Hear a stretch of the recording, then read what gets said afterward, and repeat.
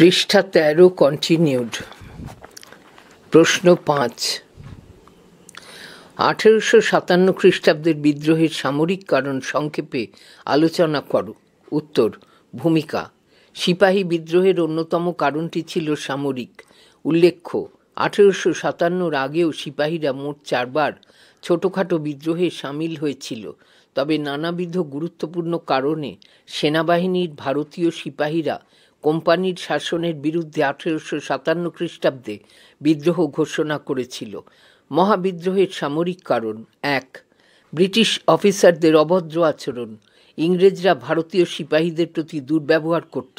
কারণে অকারণে ইংরেজ অফিসাররা ভারতীয় সেনাদের quote native unquote, quote nigger unquote, quote শুয়োর আনকোট বলে গালি দিত। সিপাহীদের তারা মানুষ বলেই মনে করত না। জাতি গর্বে গর্বিত ইংরেজরা সবসময় ভারতীয়দের নিচু নজরে দেখত। ভারতীয়দের প্রতি তারা সর্বদা ঘৃণার মনোভাব পোষণ করত। সর্বত্র ইংরেজরা ইচ্ছে করে ভারতীয়দের সংস্পর্শ এড়িয়ে চলত। এছাড়া ইংরেজরাই সাধারণত নৌ অফিসার পদগুলিতে নিয়োজিত ছিল। 2. সিপাহীদের সমুদ্র যাত্রা। 1824 খ্রিস্টাব্দে ইঙ্গ ব্রহ্ম যুদ্ধে বাংলার সিপাহীরা কালাপানির ভয়ে সাগর পেরিয়ে ব্রহ্মদেশে যেতে অস্বীকার করে। তাই তাদের যুদ্ধবাবদ বোনাস রূপে অতিরিক্ত অর্থ বা বাট্টা দেওয়া হয়নি। একই কারণে আফগান যুদ্ধের সময় সিপাহীরা সিন্ধু নদ পেরোতে অস্বীকার করে। ইংরেজ সেনাপতি এডওয়ার্ড প্যাজেটের আদেশে এদের অনেকেরই চাকরি যায়। পরে জেনারেল সার্ভিস এনলিস্টমেন্ট আইন চালু করে বলা হয়, ভারতে বা ভারতের বাইরে যুদ্ধে সিপাহীরা যেতে বাধ্য। এই আইনকে দেশীয় সিপাহীরা মেনে নিতে পারেনি। এই আইনের ফলে তারা জাত ধর্ম নষ্ট হওয়ার আশঙ্কা করে। তারা মনে করে এতে সেনাদলে ব্রাহ্মণ, রাজপুত প্রমুখের একাধিপত্য নষ্ট হবে। তৎকালীন হিন্দু সমাজে সমুদ্রযাত্রা জাতিচ্যুত হওয়ারই সামিল ছিল। অথচ প্রত্যেক সিপাহীকে প্রয়োজনে সমুদ্রপথেই বিদেশ যেতে হবে। সরকারের এই আদেশ সিপাহীদের বিশেষভাবে ক্ষুব্ধ করে। ইলাস্ট্রেটেড লন্ডন নিউজে মহাবিদ্রোহর একটি ছবি এখানে দিয়েছে।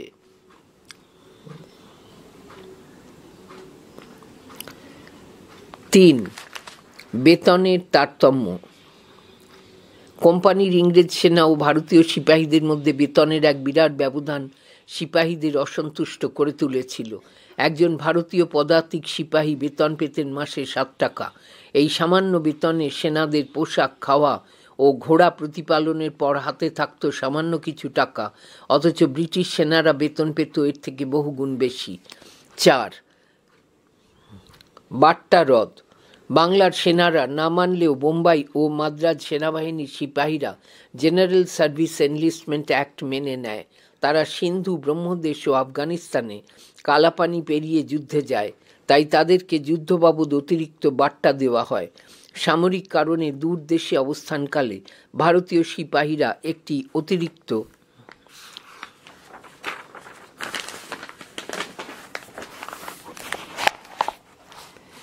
ভাতা বা বাট্টা পেত। পৃষ্ঠা 14। কিন্তু এই অতিরিক্ত ভাতা বন্ধ করে দেওয়া হলে সিপাহীদের মধ্যে প্রবল অসন্তোষ দেখা দেয়। 5. পদোন্নতির পথে বাধা। ভারতীয় সেনাদের পদোন্নতির কোনো সুযোগ ছিল না। ভারতীয় সেনাদের জন্য সর্বোচ্চ পদ ছিল সুবেদার। সুবেদারের ওপরের সকল পদেই ইউরোপীয়দের নেওয়া হতো। ইউরোপীয় অফিসারদের সর্বনিম্নস্থ পদের অনেক নিচে ছিল এই সুবেদার পদ। শুধু সামরিক বিভাগ নয়, সমস্ত সরকারি বিভাগের উচ্চ পদের ক্ষেত্রে এই নিয়ম চালু ছিল। সিপাহীদের পদোন্নতির সম্ভাবনাও ছিল খুব কম। কোনো ভারতীয়ের পক্ষে সুবেদারের চেয়ে উঁচু কোনো পদে পৌঁছানো সম্ভব হতো না। অন্যান্য ক্ষেত্রে দেখা যায় প্রশাসনে বড়জোর, ডেপুটি কালেক্টর এবং বিচার বিভাগে বড়জোর সদর আমিনের পদ পর্যন্ত পৌঁছতে পারত ভারতীয় কর্মচারীরা। অথচ অনভিজ্ঞ ইংরেজ কর্মচারী বা সেনাদের যথেচ্ছভাবে উচ্চ পদে নিয়োগ করা হতো। মূল্যায়ন। সেনাবাহিনীতে ইংরেজ ও ভারতীয় সেনার অনুপাত ছিল 1:5।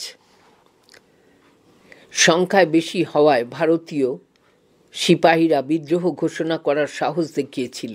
ইংরেজদের এদেশ থেকে উৎখাত করা কোনো কঠিন ব্যাপার নয়, তাদের মনে এই ধারণা বদ্ধমূল হয়ে উঠেছিল। প্রশ্ন 6, 1857 খ্রিস্টাব্দের বিদ্রোহকে ভারতের প্রথম স্বাধীনতা যুদ্ধ বলা যায় কি? যুক্তি দাও। উত্তর, ভূমিকা। প্রকৃতিগত বিচারে কারো মতে সিপাহী বিদ্রোহ শুধু সিপাহীদেরই বিদ্রোহ ছিল, অনেকেই একে আবার জাতীয় বিদ্রোহ বলে উল্লেখ করেছেন, কেউ বা একে গণবিদ্রোহ বা সামন্ত বিদ্রোহ আখ্যা দিয়েছেন। অন্যদিকে ভারতের বিপ্লবী আন্দোলনের এক অন্যতম শ্রেষ্ঠ পুরুষ তথা জাতীয়তাবাদী নেতা বিনায়ক দামোদর সাভারকর মহাবিদ্রোহকে ভারতের প্রথম স্বাধীনতা যুদ্ধ বলে উল্লেখ করেছেন। মহাবিদ্রোহ ভারতের প্রথম স্বাধীনতা যুদ্ধ। 1. সমর্থন। লন্ডনে ভারতীয় বিপ্লবী ছাত্ররা মহাবিদ্রোহের স্মরণ সভায় এই বিদ্রোহকে ভারতের স্বাধীনতা যুদ্ধরূপে উল্লেখ করেন। এই সভাতে বীর সাভারকর, লক্ষ্মীবাঈ, নানা সাহেব সহ বীর সিপাহীদের স্বদেশ প্রেমের কাহিনী তুলে ধরেন। এরপরে 1909 খ্রিস্টাব্দে লন্ডনেই দেশপ্রেমিক বীর সাভারকর তাঁর quote the Indian war of independence unquote গ্রন্থে লিখেছেন, 1857 বিদ্রোহ ছিল ভারতের প্রথম স্বাধীনতা যুদ্ধ। তাঁর এই মতকে সমর্থন করেছেন অধ্যাপক হীরেন্দ্রনাথ মুখোপাধ্যায় ও অধ্যাপক সুশোভন সরকার। অধ্যাপক সুশোভন সরকারের মতে সিপাহী বিদ্রোহকে জাতীয় সংগ্রাম না বললে ইটালির কার্বোনারি আন্দোলনকে ইটালির মুক্তিযুদ্ধ বলা যাবে না, বা নেপোলিয়নের বিরুদ্ধে রুশ কৃষকদের যুদ্ধকেও জাতীয় সংগ্রাম বলা চলবে না। PC যোশী তাঁর 1857 quote in our history unquote নামক প্রবন্ধে কোট মহাবিদ্রোহকে আনকোট ভারতের প্রথম স্বাধীনতা যুদ্ধ বলে মত প্রকাশ করেছেন। কার্ল মার্কস ও ফ্রেডেরিক এঙ্গেলসও মহাবিদ্রোহকে ভারতীয়দের জাতীয় মুক্তি সংগ্রাম বলে উল্লেখ করেছেন। 1857 অভ্যুত্থান ব্রিটিশ শাসনের প্রতি এই প্রথম এক বৃহৎ সংঘবদ্ধতা ও ব্যাপকতা নিয়ে আবির্ভূত হয়েছিল। প্রকৃত অর্থে এর আগে ভারতে সমাজের সব ধরনের মানুষের এত দীর্ঘস্থায়ী বিদেশি বিরোধী অভ্যুত্থান ঘটেনি। অভ্যুত্থানের ব্যাপকতার এই অভিনবত্ব মেনে নিয়ে তাই অনেকেই 1857 অভ্যুত্থানকে প্রথম স্বাধীনতা যুদ্ধ আখ্যা দিয়েছেন। 2. বিরোধিতা। বহু ঐতিহাসিক সাভারকরের মতের বিরোধিতা করেছেন। তারা মহাবিদ্রোহকে প্রথম স্বাধীনতা সংগ্রাম রূপে মেনে নিতে রাজি নন। ঐতিহাসিক সুরেন্দ্রনাথ সেন তাঁর কোট 1857 আনকোট গ্রন্থে লিখেছেন, 1857 খ্রিস্টাব্দের বিদ্রোহকে স্বাধীনতা সংগ্রাম বলা যায় না। ডক্টর রমেশচন্দ্র মজুমদার তাঁর quote history of freedom movement in India unquote গ্রন্থে মহাবিদ্রোহের প্রকৃতির মূল্যায়ন প্রসঙ্গে লিখেছেন, 1857 খ্রিস্টাব্দের বিদ্রোহকে প্রথম জাতীয় বা স্বাধীনতা যুদ্ধ কোনোটাই বলা যায় না। মার্ক্সবাদী রাজনীতিবিদ EMS নাম্বুদিরিপাদ তাঁর quote a history of Indian freedom struggle unquote গ্রন্থে বলেছেন, বুর্জোয়া জাতীয়তাবাদীরা ও জাতীয়তাবাদী ঐতিহাসিকরা যখন 1857 থেকে 1859 খ্রিস্টাব্দের সংগ্রামকে প্রথম স্বাধীনতা সংগ্রাম বলে অভিহিত করেন, তখন বুঝতে হবে যে তাঁরা এই সত্যটার দিকে চোখ বুজেই আছেন। মাতৃভূমিকে বিদেশি শাসনের শৃঙ্খলমুক্ত করার জন্য যে সর্বজনীন আদর্শ ও লক্ষ্য থাকে তা বিদ্রোহে না থাকায় বহু ঐতিহাসিক মহাবিদ্রোহকে প্রথমে স্বাধীনতা যুদ্ধ আখ্যা দিতে নারাজ। মূল্যায়ন। পরিশেষে বলা যায়, তখন ভারতীয়দের মধ্যে জাতীয়তাবাদ বা দেশাত্মবোধ সম্পর্কে কোনো স্পষ্ট ধারণা গড়ে ওঠেনি। এমনকি অনেকের মধ্যেই ভারত রাষ্ট্রের কাঠামো সম্পর্কেও সঠিক ধ্যান ধারণার অভাব ছিল। এই বিচারে 1857 মহাবিদ্রোহকে প্রথম স্বাধীনতা যুদ্ধ আখ্যা দেওয়া যায় না। প্রশ্ন 7, 1857 খ্রিস্টাব্দের বিদ্রোহের সঙ্গে জাতীয়তাবোধের সম্পর্কে বিষয়ক বিতর্কের উপর আলোকপাত করো, অথবা মহাবিদ্রোহকে জাতীয় বিদ্রোহ বলা চলে কি? যুক্তি দেখাও। উত্তর, ভূমিকা। 1857 খ্রিস্টাব্দের মহাবিদ্রোহের সঙ্গে জাতীয়তাবোধের সম্পর্ক নিয়ে যথেষ্ট বিতর্কের অবকাশ রয়েছে। মহাবিদ্রোহের সঙ্গে জাতীয়তাবোধের সম্পর্ক বিষয়ক বিতর্ক। 1. মহাবিদ্রোহ একটি জাতীয় বিদ্রোহ।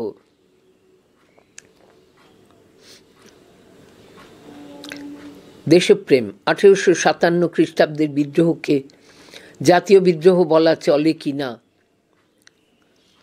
এই প্রসঙ্গে আবুল কালাম আজাদের বক্তব্য হল, দেশপ্রেম যদি জাতীয়তাবাদের প্রতীক হয় তাহলে এই বিদ্রোহকে জাতীয় আন্দোলন বলতে আপত্তি নেই। সাম্প্রদায়িক ঐক্য। এই বিদ্রোহে হিন্দু ও মুসলমান উভয় সম্প্রদায়ের ইংরেজদের বিরুদ্ধে লড়াই করার জন্য সংঘবদ্ধ হয়েছিল। মুঘল শাসনের অবসানের কারণ হিসেবে মুসলিম সম্প্রদায় বিদেশি শ্বেতাঙ্গদেরই দায়ী করে। অপরদিকে বিধবা বিবাহ প্রচলন, পৃষ্ঠা 15, সতীদাহ প্রথা রদ ইত্যাদিতে শ্বেতাঙ্গ শাসনের প্রত্যক্ষ ভূমিকা থাকায় রক্ষণশীল হিন্দুদের একাংশ ইংরেজ শাসনের প্রতি বীতশ্রদ্ধ ছিল। সাধারণের অংশগ্রহণ। সিপাহীরা জাতীয়তাবাদী আদর্শে উদ্দীপ্ত হয়েই ইংরেজ শাসনের অবসান চেয়েছিল। বীর সাভারকারও 1857 খ্রিস্টাব্দের অভ্যুত্থানকে একটি জাতীয় যুদ্ধ হিসেবে বর্ণনা করেছেন। ভারতের দরিদ্র শ্রেণী ব্রিটিশ বিরোধী এই সংগ্রামে লিপ্ত হয় এবং বিদ্রোহের নেতারা বিদ্রোহে জাতীয়তাবাদের অচেতন যন্ত্র হিসেবে কাজ করে।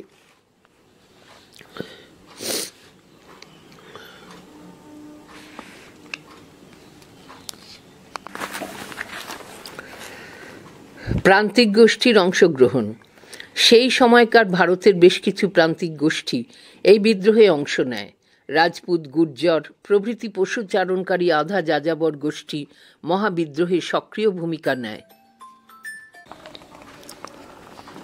সমাজের বিভিন্ন গোষ্ঠীর এই অসামরিক দল ইংরেজ কর্তৃপক্ষের বিরুদ্ধে প্রথম আঘাত হানে। 2. মহাবিদ্রোহ জাতীয় বিদ্রোহ নয়। সুনির্দিষ্ট লক্ষ্য বা পরিকল্পনার অভাব। এই বিদ্রোহের কোনো সুনির্দিষ্ট লক্ষ্য বা পরিকল্পনা ছিল না। ভারত থেকে ইংরেজ শাসন উৎখাত করার জন্য কোনো সংগঠনও গড়ে তোলা হয়নি। এই বিদ্রোহে সিপাহীদের সঙ্গে বিদ্রোহের প্রধান নেতাদের কোনো যোগাযোগ ছিল না। জাতীয়তাবোধের অভাব। নেতারা এবং বিদ্রোহের বিভিন্ন গোষ্ঠী নিজ নিজ স্বার্থের জন্য বিদ্রোহে অংশ নিয়েছিল। কোনো বৃহত্তর জাতীয় স্বার্থের কথা তারা চিন্তা করেনি। হিন্দু মুসলিম নির্বিশেষে যেমন বেশ কিছু সৈনিক বিদ্রোহ করেছিল, অন্যদিকে তেমনি অনেকেই তখনও ইংরেজদের প্রতি অনুগত ছিল। অর্থাৎ দেখা যায় শুধু জনগণের মধ্যেই নয়, সিপাহীদের মধ্যেও জাতীয়তাবোধের অভাব ছিল। সমস্ত শ্রেণীর অংশগ্রহণের অভাব। সমাজের সমস্ত শ্রেণীর মানুষ এই বিদ্রোহে যোগদান না করায় 1857 খ্রিস্টাব্দের বিদ্রোহকে জাতীয় বিদ্রোহের মর্যাদা দেওয়া যায় না। দেশীয় রাজাদের মধ্যে সিন্ধিয়া, গায়কোয়াড়, হোলকার ও হায়দ্রাবাদের নিজাম এই বিদ্রোহ থেকে দূরে ছিলেন। তাছাড়া রাজস্থান, মহীশূর ও ত্রিবাঙ্কুরের রাজারাও এই যুদ্ধে যোগ দেননি। অন্যদিকে ঝিন্দ ও পাতিয়ালার শিখ দলপতিরা ইংরেজদের পক্ষে ছিল। ইংরেজি শিক্ষায় শিক্ষিত ব্যক্তিদের অনেকেই এই বিদ্রোহের বিরোধিতা করেছিলেন। সর্বভারতীয় চরিত্রের অভাব। 1857 খ্রিস্টাব্দের বিদ্রোহের কোনো সর্বভারতীয় চরিত্র না থাকায়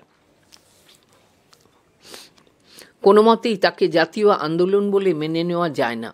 উত্তর ভারতের এক বিস্তৃত অঞ্চল ও মধ্য ভারতের কিছু অংশে এই বিদ্রোহ ছড়িয়ে পড়লেও ভারতের অধিকাংশ অঞ্চলে, বিশেষত বাংলা, বোম্বাই ও মাদ্রাজ প্রেসিডেন্সিতে এই বিদ্রোহের প্রভাব বিশেষভাবে অনুভব করা যায়নি। প্রশ্ন 8.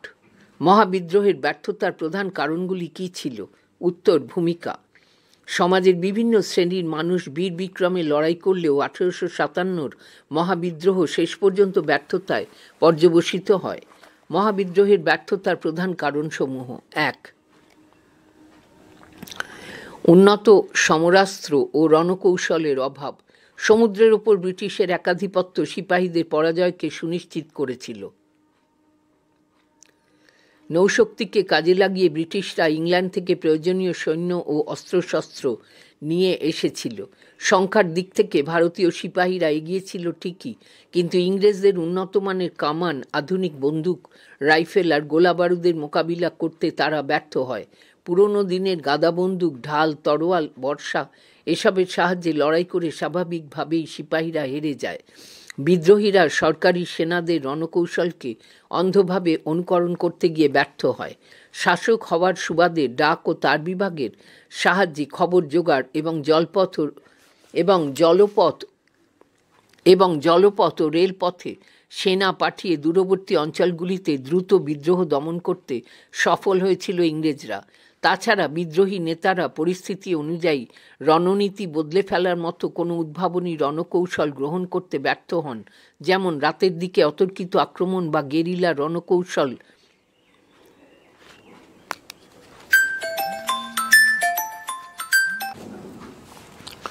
মহাবিদ্রোহের ব্যর্থতার প্রধান কারণসমূহ: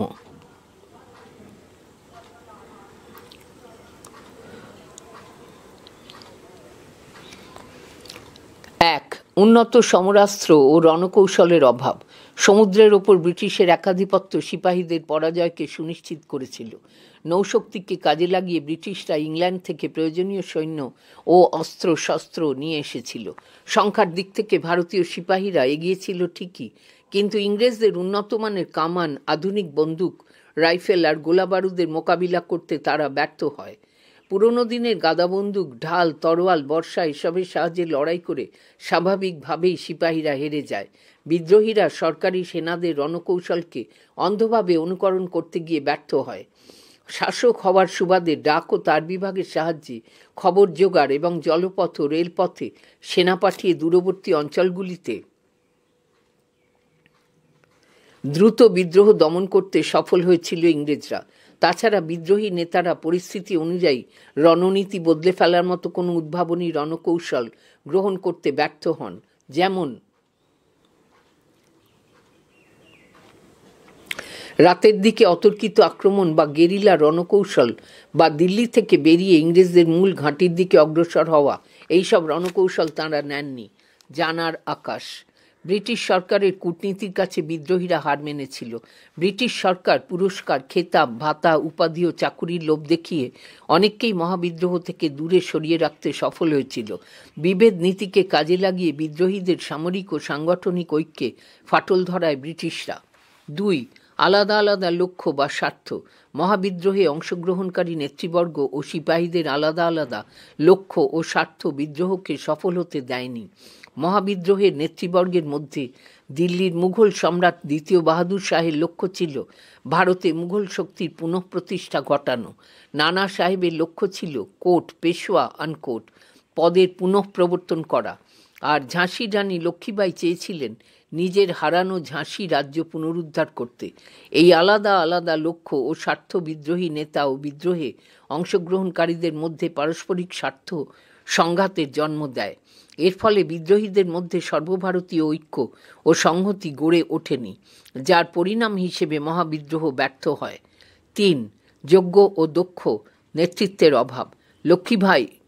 লক্ষ্মীবাঈ, কুনওয়ার সিং, নানা সাহেব, তাঁতিয়া টোপি সহ সিপাহীদের নেতৃবৃন্দ যোগ্যতার দিক থেকে ব্রিটিশের Lawrence, Outram, Havelock, Campbell, Nicholson, Neill প্রমুখ নেতৃবৃন্দের তুলনায় পিছিয়ে ছিলেন। বিদ্রোহী সিপাহীরা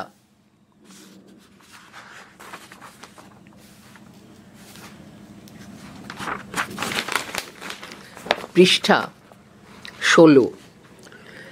দিল্লির মুঘল সম্রাট দ্বিতীয় বাহাদুর শাহকে নেতা হিসেবে ঘোষণা করেছিলেন, কিন্তু নেতৃত্ব দেওয়ার মতো যোগ্যতা ও মনোবল কোনোটাই তাঁর ছিল না। এখানে দ্বিতীয় বাহাদুর শাহের একটি ছবি দিয়ে নিচে লেখা আছে দ্বিতীয় বাহাদুর শাহ।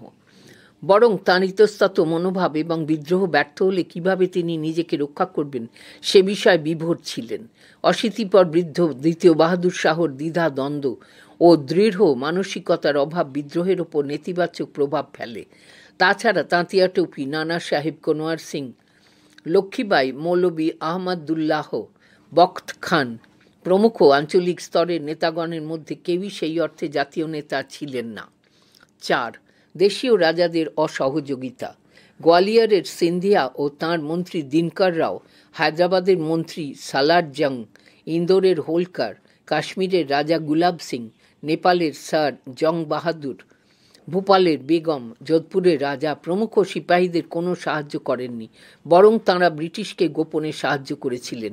রঞ্জিত সিংয়ের আক্রমণ থেকে তাদের পূর্বপুরুষদের সাহায্য পাওয়ার কৃতজ্ঞতাস্বরূপ পাতিয়ালা ও ঝিন্দের রাজারা ব্রিটিশের বিরুদ্ধে অস্ত্র ধরেনি।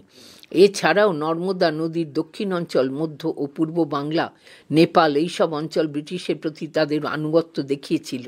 স্বাভাবিকভাবেই এইসব অঞ্চলে তেমন প্রভাব পড়েনি।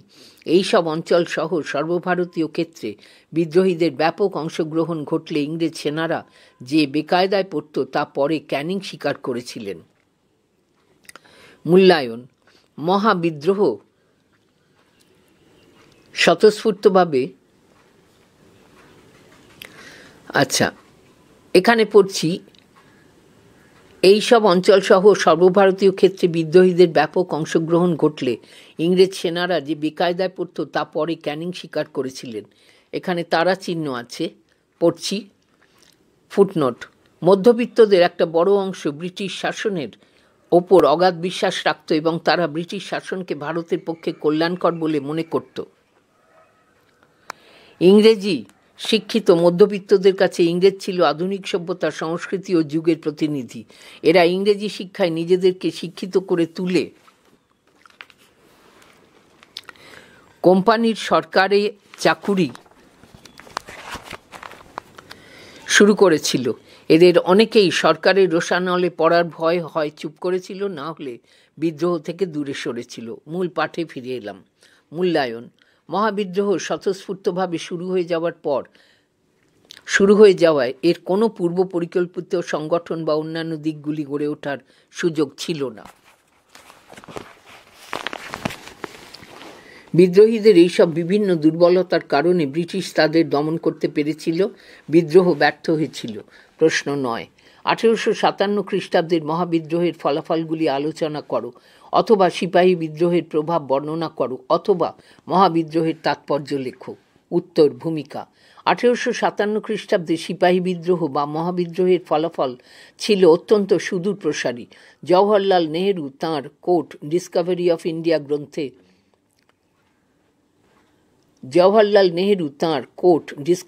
ইন্ডিয়া গ্রন্থে লিখেছেন, এই বিদ্রোহ সরাসরি দেশের কিছু অংশে প্রভাব বিস্তার করলেও এটি সমগ্র ভারতকে, বিশেষত ব্রিটিশ প্রশাসনকে কাঁপিয়ে দিয়েছিল।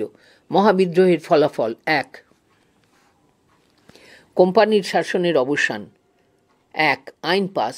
সিপাহী বিদ্রোহের পর ব্রিটেনে ইংরেজ কর্তৃপক্ষ ভারতের মতো একটি সুবিশাল দেশের শাসনভার আর ব্রিটিশ ইস্ট ইন্ডিয়া কোম্পানি নামক একটি বাণিজ্যিক প্রতিষ্ঠানের হাতে রাখার ভরসা পায়নি।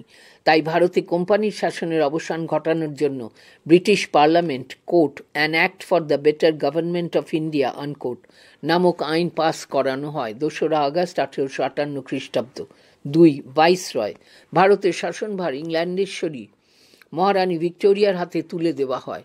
সিদ্ধান্ত নেওয়া হয় বোর্ড অফ কন্ট্রোলের স্থলে ব্রিটিশ ক্যাবিনেট মন্ত্রীদের থেকে একজনকে কোট ভারত সচিব আনকোট পদে, অর্থাৎ quote secretary of states for India unquote নিয়োগ করা হবে এবং তিনি 15 জন সদস্য বিশিষ্ট এক কার্যকরী সমিতি বা এক্সিকিউটিভ কাউন্সিলের সাহায্যে ভারত শাসন করবেন।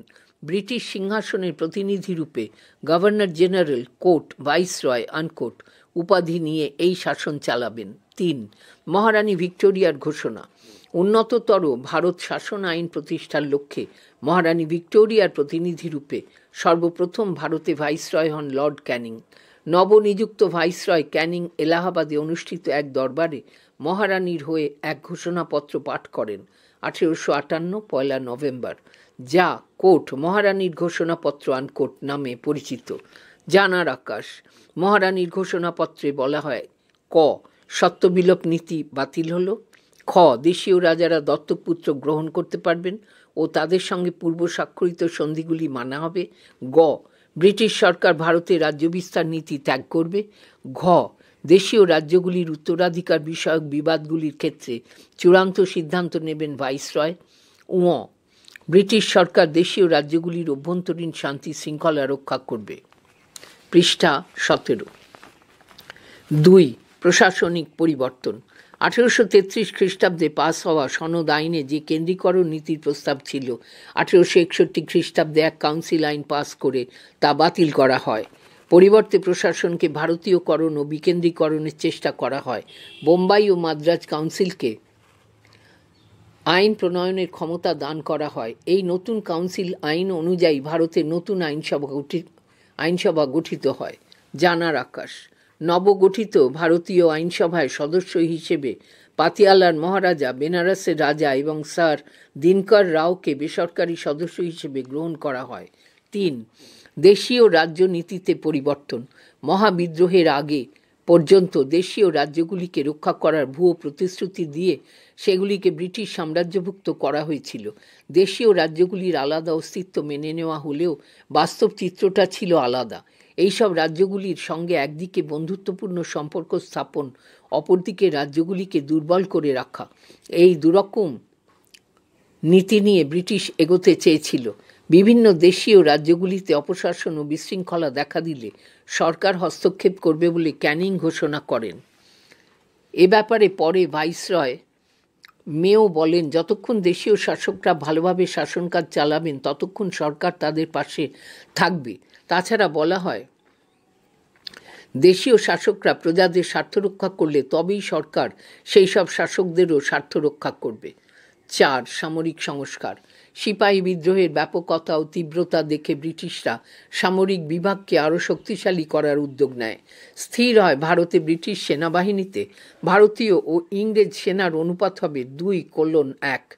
ভারতীয় সেনাদের মধ্যে পুনরায় যাতে ঐক্য গড়ে উঠতে না পারে তার জন্য সেনাবাহিনীতে ধর্মীয় ও সম্প্রদায়গত বিচ্ছেদ বাড়ানো হয়। সেনাবাহিনীর গুরুত্বপূর্ণ বিভাগ, বিশেষত গোলন্দাজ এবং রেলওয়ের মতো যোগাযোগ বিভাগে ব্রিটিশ অফিসারদের নিয়োগ করা শুরু হয়। গাঙ্গেয় উত্তর ভারত, বিশেষত অযোধ্যা ও বেনারস থেকে উচ্চবর্ণের সেনা নিয়োগ করা বন্ধ হয়। বিভাগ ও বিভেদ নীতি অনুসরণ করে প্রেসিডেন্সি সেনাবাহিনীকে আলাদা করা হয়। সীমান্ত রক্ষা ও অভ্যন্তরীণ শান্তি শৃঙ্খলা রক্ষার ভার দেওয়া হয় ইউরোপীয় সামরিক কর্মচারীদের ওপর। মূল্যায়ন। মহাবিদ্রোহের মধ্যে দিয়ে ভারতে ইংরেজ শাসনের অবসান না ঘটলেও ইংরেজ শাসকরা বুঝেছিল যে ভারতে তারা এক জ্বলন্ত আগ্নেয়গিরির ওপর সিংহাসন পেতেছে।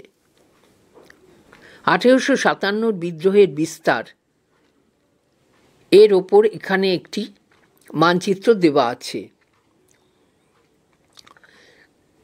কোন কোন তারিখে কোন কোন অঞ্চলে ভারতবর্ষের বিদ্রোহ হয়েছে সেগুলি উল্লেখ করা আছে।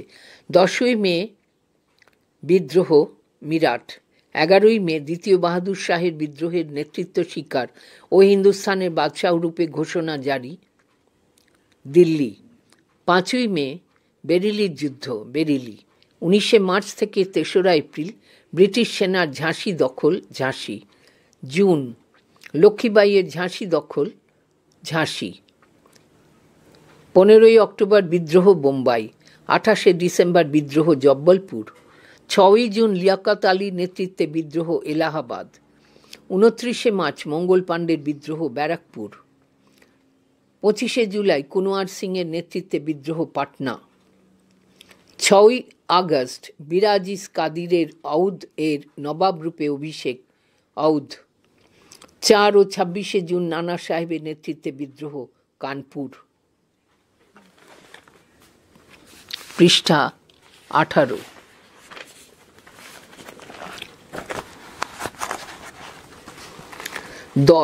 প্রশ্ন 10। মহাবিদ্রোহের চরিত্র ও প্রকৃতি বিশ্লেষণ করো। অথবা 1857 খ্রিস্টাব্দের বিদ্রোহের চরিত্র বা প্রকৃতিকে কেন্দ্র করে ঐতিহাসিক ও পণ্ডিতদের মধ্যে যে বিতর্ক রয়েছে তার উপর সংক্ষিপ্ত আলোকপাত করো। উত্তর, ভূমিকা। 1857 খ্রিস্টাব্দের মহাবিদ্রোহের প্রকৃতি বা চরিত্র নিয়ে ঐতিহাসিকদের মধ্যে যথেষ্ট মতভেদ রয়েছে। বিভিন্ন ঐতিহাসিক 1857 খ্রিস্টাব্দের বিদ্রোহকে বিভিন্ন দৃষ্টিকোণ থেকে পর্যালোচনা করেছেন। মহাবিদ্রোহের চরিত্র ও প্রকৃতি সংক্রান্ত বিতর্ক। 1. সিপাহী বিদ্রোহ। তৎকালীন ভারত সচিব আর্ল স্ট্যানলি এক প্রতিবেদনে মহাবিদ্রোহকে কোট সিপাহী বিদ্রোহ আনকোট বলে উল্লেখ করেন। এই মতকে সমর্থন করেন John Lawrence, Charles Raikes, T R. Holmes, Earl Roberts প্রমুখ ইতিহাসবিদ। ভারতীয়দের মধ্যে ঈশ্বরচন্দ্র গুপ্ত, কিশোরীচাঁদ মিত্র, দাদাভাই নওরোজি, অক্ষয় কুমার দত্ত, হরিশচন্দ্র মুখোপাধ্যায়, রাজনারায়ণ বসু, দুর্গাদাস বন্দ্যোপাধ্যায়, শম্ভুচন্দ্র মুখোপাধ্যায়, সৈয়দ আহমেদ খান প্রমুখ মহাবিদ্রোহকে কোট সিপাহী বিদ্রোহ আনকোট বলেছেন। 2. জাতীয় বিদ্রোহ। স্বদেশ প্রেমের নিরিখে যদি আমরা জাতীয়তাবাদের বিচার করি তাহলে অবশ্যই মহাবিদ্রোহকে জাতীয় বিদ্রোহ বলা যায়।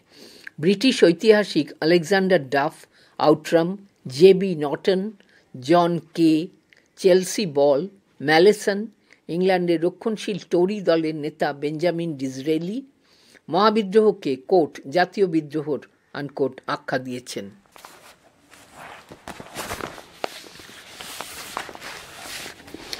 3. গণবিদ্রোহ।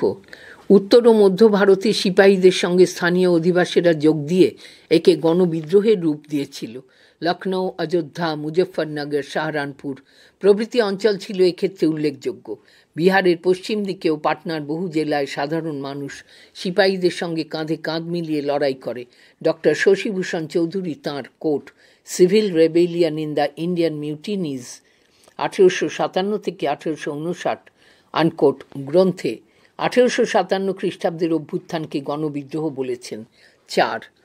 প্রথম স্বাধীনতা যুদ্ধ।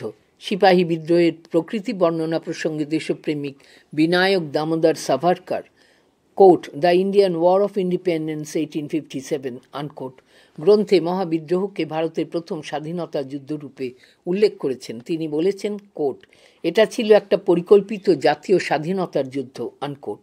তাকে সমর্থন করেছেন অধ্যাপক হীরেন্দ্রনাথ মুখোপাধ্যায়, অধ্যাপক সুশোভন সরকার, পি.সি. যোশী, সুরেন্দ্রনাথ সেন প্রমুখ। 1857 অভ্যুত্থানের ব্যাপকতা দেখে অনেকেই স্বীকার করেছেন যে এই বিদ্রোহ নিশ্চিতভাবেই স্বাধীনতা সংগ্রামের পরিস্থিতি সৃষ্টি করেছিল, তাই একে প্রথম স্বাধীনতা যুদ্ধ বলা চলে। মূল্যায়ন। সিপাহী বিদ্রোহের প্রকৃতি নিয়ে ঐতিহাসিকদের মধ্যে মতভেদ আজও মেটেনি, তবে আধুনিক ঐতিহাসিকদের মধ্যে ডক্টর হরপ্রসাদ চট্টোপাধ্যায়, অধ্যাপক রণজিৎ গুহ, ডক্টর রুদ্রাংশু মুখোপাধ্যায় প্রমুখ মহাবিদ্রোহের সাধারণ মানুষের অংশগ্রহণ, নেতৃত্বদান ও গৌরবোজ্জ্বল ভূমিকাকে অধিক গুরুত্ব দিয়েছেন। সময় সারণী। সময়কাল 1856 খ্রিস্টাব্দ। ঘটনাবলী। ব্রিটিশ সেনাবাহিনীর সেনাদের হাতে এনফিল্ড রাইফেল সরবরাহ শুরু। 1856 খ্রিস্টাব্দ 25 জুলাই ব্রিটিশ সরকার general service enlistment act pass করিয়ে বেঙ্গল আর্মির সিপাহীদের ভারত এবং ভারতের বাইরে যে কোনো জায়গায় নিয়োগ বাধ্যতামূলক করা হয়। 1857 26 ফেব্রুয়ারি মুর্শিদাবাদের বহরমপুর সেনানিবাসের 11 নম্বর নেটিভ ইনফ্যান্ট্রিতে চর্বি মাখানো টোটা নিয়ে বিক্ষোভের সূচনা। 1857 29 মার্চ ব্যারাকপুরের সেনানিবাসে 34 নম্বর বেঙ্গল নেটিভ ইনফ্যান্ট্রির সিপাহী মঙ্গল পাণ্ডে কর্তৃক তার ঊর্ধ্বতন সেনা অফিসারকে গুলি করে হত্যা। 1857 8 এপ্রিল ইউরোপীয় সেনা অফিসারকে হত্যার অপরাধে সামরিক আদালতে বিচারে মঙ্গল পাণ্ডের ফাঁসি। 1857 24 এপ্রিল মিরাটে সেনানিবাসে দেশীয় অশ্বারোহী বাহিনীর 90 জন সেনা কুচকাওয়াজের সময় চর্বি মাখানো কার্তুজ গ্রহণ করতে অস্বীকার করে। 1857 9 মে সামরিক আদালতের বিচারে মিরাটের অশ্বারোহী বাহিনী সেনাকে সামরিক আদালতের বিচারে পদচ্যুত করা হয় এবং 10 বছরের জন্য সশ্রম কারাদণ্ডে দণ্ডিত করা হয়। 1857 10 মে মিরাটে সেনানিবাসে সিপাহী বিদ্রোহের সূচনা। পৃষ্ঠা 19। সময়কাল ঘটনাবলী।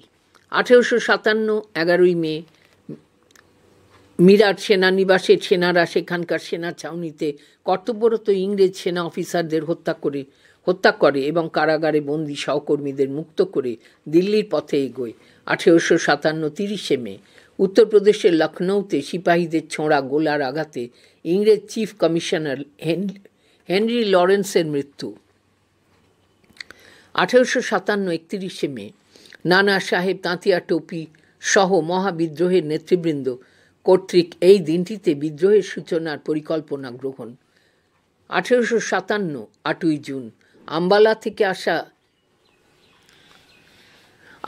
থেকে আসা ইংরেজ সেনাদের হাতে দিল্লিতে সিপাহীদের পরাজয়।